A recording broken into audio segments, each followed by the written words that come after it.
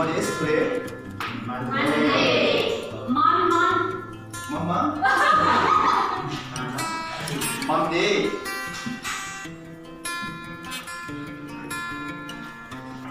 โอเคนี่ต้องเอาไปเปิดต้นอย่างไร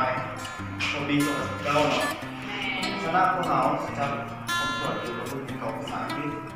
ถ้าเป็นเรียนมันก็คือหมอมือทุกคนหมดเย็นเนาะแต่ชื่อดีกว่าแต่ชื่อดีกว่าชื่อ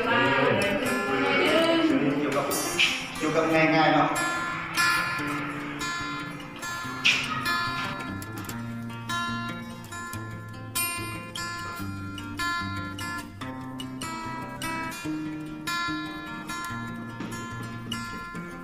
เขาจะเป็นเกี่ยวกับที่ครับเป็นสลาวอาจจะจะซื้อ business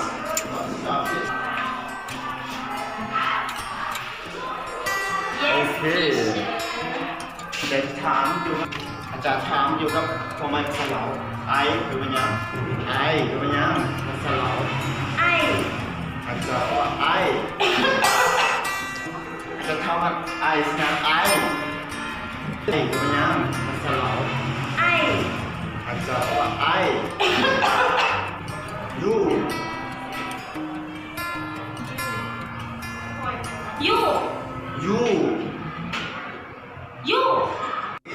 หนึ่ง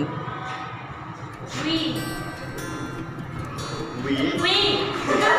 หนึ่งอาจารย์ถามเราวีพอมันสลาวกันได้หนึ่ง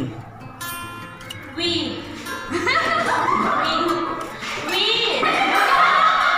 หนึ่งเดหนึ่งเดแต่ถามเราว่าหนูทำไมสลาวเดนี่เป็นหนูได้สิ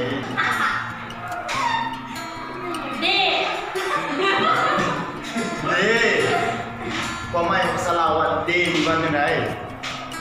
ดี